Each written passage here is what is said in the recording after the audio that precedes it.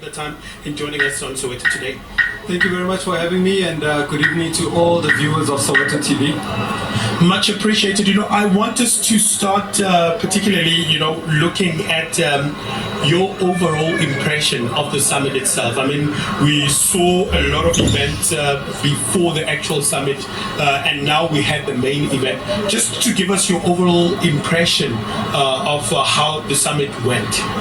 I think it's really exciting to be alive at this time in the continent of South Africa or Africa, and to be in the heartland of Sandton in Johannesburg. I think it's been so revolutionary to see so many delegates from around the world coming to form part of the BRICS. And we saw when the leaders of the BRICS nations coming to meet the president for the first time at the union buildings, it was truly successful. Seeing how the president of China was received, and also just to see how the whole thing started. I mean, there was commotion a little bit in the beginning. The president of India, he was really wanted to be given a special treatment, but the president of South Africa could only do a special treatment for one leader, where we could have a 21 gun salute and all the ministers at the union buildings. But I think it was really fantastic to see the organization of the BRICS Business Council leading up to the summit itself, making sure that they run workshop for big business and more small businesses, having workshops at Gallagher Estate. So I think the build-up was fantastic. The coverage of the media was also so good. It's so amazing to see so many international medias, and it's really been amazing. The opening speeches by all the presidents was great. The business leaders we saw was represented by the Standard Bank CEO, Sim Chabalala. He spoke extremely well, and he gave me a lot of hope about the potential that is to be around BRICS. I mean, I want to this BRICS bloc. Absolutely. I think from my last conversation with you, I raised my concerns about the representation of young people, and what I saw yesterday is seeing a young black female, the board chairperson of the NYDA, addressing the world leaders. And of course she spoke very well. She represented youth across the BRICS nations, and she spoke and gave a proposal to say we need to have a formation that represents young people, and we need to have to be represented in the women's associations that are going to be created that represent women within the BRICS nation. So I think more than ever it was so amazing to hear all these leaders actually putting young people first, talking about the programs of young people. I mean, President Putin says he wants to host the BRICS Games, and those games are going to be young people participating as athletes and all sorts of different types of athletes within it. And of course we are going to see skills development. The president of China, he also spoke about how he wants to they signed agreements that's going to benefit young people, to give young people skills in agribusiness, in manufacturing, and also sectors like the digital economy. I think it's been fantastic approaches from all of these leaders taking young people along. And I think this point is quite an important one. We've seen how the BRICS leaders have actually spoke at length about the development of women. Now, this has been astonishing. They've been putting women at the center to say women need to be developed. Women take care of homes. I, as a man, I'm taken care of by a female who looks after me and gave me a home. And they spoke at length, and you could see that they want to make sure that the role of a woman remains that, a role of a man remains that. And also they want to speak to the issues of cultural diversity and exchanging cultural differences and learning. And you could see they want to move away from this whole thing that the Americans are doing, the trans agenda, where you can't tell whether I'm a guy or I'm a man or I'm a female, or so that debate is not even sitting here. So yeah, so it's been fantastic to see. I mean, I want to just touch on the issue. You mentioned China and the importance of their relations with South Africa. I mean, let's look at particularly, when you speak about the donations, just the agreements. We saw yesterday South Africa and China just signing a kind of agreement, and then being able, to say that, look, before the end of the year, we might actually have sufficient generation capacity. Yeah, absolutely. I want to congratulate the Minister of Electricity for the first time. I mean, I've been criticizing the man, but I think, somehow they listened to a constitutional judge ruling that said that, in fact, this was brought by opposition parties to say there must be no load shedding at schools, there must be no load shedding at clinics and hospitals and strategic sectors that are important where people's lives are at risk. And so now those machines are coming to South Africa and they are going to land quite soon. So to address that particular constitutional ruling, something had to be done, and these negotiations were going to be not only about how to learn from China, what they do to generate energy, etc., but also to look at different alternatives of creating energy. Because at the center of the discussions is to say, as much as we want to generate energy, how do we protect the planet? How do we look at clean energy? How do we make sure that we use renewable energy? And I think it's been fantastic that there's actually 8 companies that are supplying electricity to China, which is something South Africa needs to look at and say, can we just have Eskom being the only power generator in South Africa? Does it even make sense for the population that we have and for look at the influx of people coming into South Africa. We are sitting at about 60 million people that are here, and that's not even documented people, and that's not even as a result of what's happening in Zimbabwe. More Zimbabweans are going to come, so we're going to see a further expansion, and we're also supplying countries like Zimbabwe with electricity. So there has to be equitable and projects that make sense to be able to address the issues of energy. Before we go to the ad break, I want us to touch on the announcement that was made earlier on.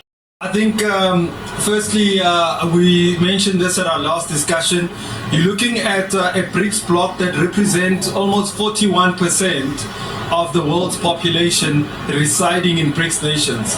Now, if you take those 7 countries, it's going to now push up that number to about maybe 54-55% of the BRICS bloc representing the world's population. Now you look at the GDP. The GDP of the BRICS nation is at 30%. And if you take on the 7 new economies that control the oil, like Saudi Arabia, like the UAE and many others that you mentioned, Argentina, now it's going to push up the GDP to at least about 45%, if not 50%. Remember, there were 22 applications, only 7 were approved in principle, and that will only be effective from January next year. You could find that the next BRICS conference will approve more, and the numbers will definitely grow from there.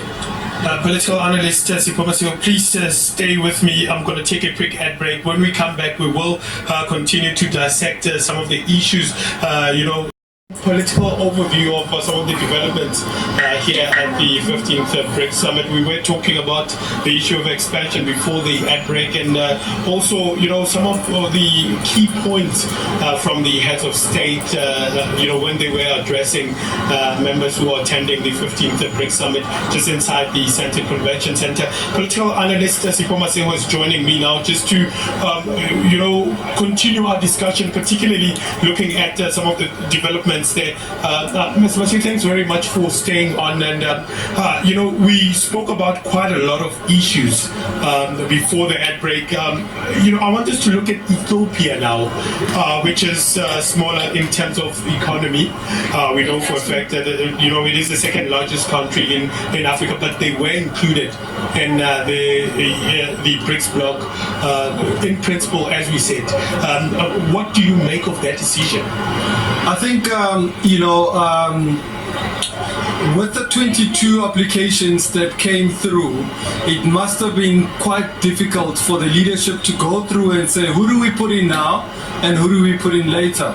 And then they look at probably the factors of the size of the economy, maybe they look at the leadership, maybe they look at key strategic minerals that could come from there or skills that could come from there. So there are various things that they looked at to be able to pick the specific 7 countries that can come and fit in. And then you look at others that are there. I mean, you could see that these are oil-rich countries. These are countries that are doing well. These are countries that actually developed their nations within the last 15 years and turned them around. In fact, if you look at countries like Dubai, in the last 10-15 years it has drastically changed.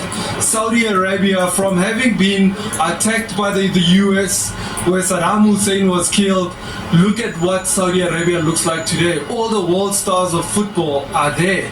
So there are key things that they look at and say, how will they benefit us? And what sort of skills and mineral resources they have, and what value will they add to the block, and what the population sizes are. And so those are the factors that they may have looked at. I mean, one of the issues that a lot of people now are talking about was Nigeria not being included. Issues in Nigeria, we know that, and of course the president is still new, still finding his feet. Remember, not so long ago Nigeria had elections, and so that may have been another factor. But of course it must have been difficult for all the leaders to pick, to say who do we put in now and who do we put in later. And remember, this thing is going to go to one of the next hosting nations, which might be either Brazil or Russia, who will be the host. I can't remember properly. So when they go there, they will consider other developing nations and put them on. So I don't think it's a bad reflection on anyone or to badmouth anyone for not being excluded or included at this stage. I want us now to, with local currency, and is it an effort to ditch the dollar, as a lot of your colleagues were saying previously, or is it just an issue of just... Yeah, I think de-dollarizing the world's economy is a great thing. After dealing with the dollar, they must go for the pound. Then they must go for the euro. Because it's not our currencies. Then it's also best for nations to deal in their own currencies. It strengthens their currency, so it's a positive thing. While they are waiting to iron out all the paperwork and all the details around how to form the new BRICS currency, they're gonna have to sit together and say, what is your version of the South African Reserve Bank? What does it look like? What is your international monetary policies? And how do we iron it out? And how do we make sure that there's common ground around all our reserve banks across all these nations? And what currency do we come up with? So that's still gonna take a while. And now what's even more beautiful is that if you look at the currency of BRICS can be backed by oil, can be backed by gold. And so it gives it more value. So I think that dealing with countries with their own internal currencies, it's a first big step. The issue of the new development bank, the new BRICS bank, we know that it has been operational for, the bank itself has been operational for just over a decade now. But now there's a lot of emphasis in terms of looking at, the issues of lending, how a lot of red tape, will be removed. When it comes to the... In terms of moving forward, we'll be able to see the bank playing its pivotal role, particularly in addressing the issues in countries that want to address the issues of infrastructure. Just injecting something just to deal with quite a lot. Agriculture, there's quite a lot that the money can be used for. The importance of that institution. Okay, so firstly, when you borrow money, let's say as an individual, and you can't pay, you get what they call a bad credit record. Then if you don't pay at all or make any arrangements, you get blacklisted. So if you go and borrow money from the bank and you've been blacklisted, and you've got a bad credit record, then the bank says to you, you are at risk. So if we borrow you money, we are going to borrow you money at a very high rate. So we were downgraded by places like Moody's and all these international rating agencies based in the US to downgrade us, to make us look bad, and then we need money for development. Where do we go and borrow? From the IMF and the World Bank. Who owns them? The US and all these big majority or big countries. And then what happens is that they borrow us at a very high rate, and they borrow us at a very expensive fee. So the new development bank doesn't look at all of those issues, your bad credit history that was given to you by a Moody's, a political weapon that was used by the West to downgrade countries so that they can borrow money from them and take our resources.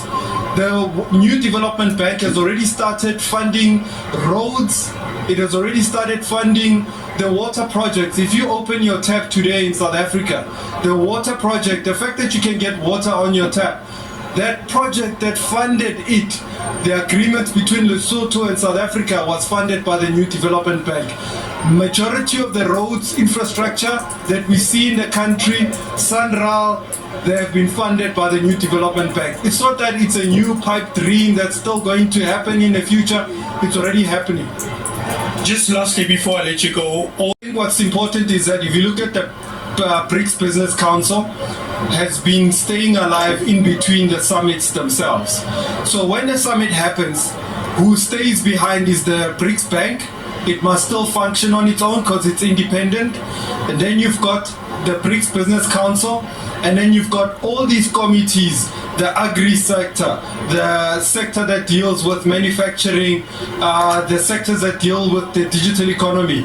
They've got chairpersons who have roles and responsibilities to see the work happening in between the conferences. So it doesn't mean that when the conference ends, the work ends. Those chairpersons must still be able to say what were the resolutions taken at the highest level.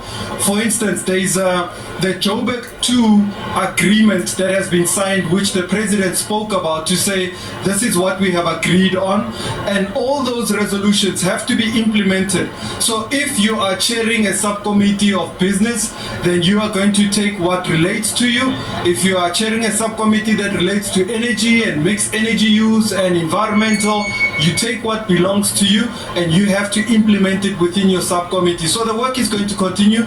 You are going to see the establishment of the Youth Forum or the Youth Council as it was proposed by the chairperson of the NYDA, and we are going to see far more development coming, funding going to countries that need it.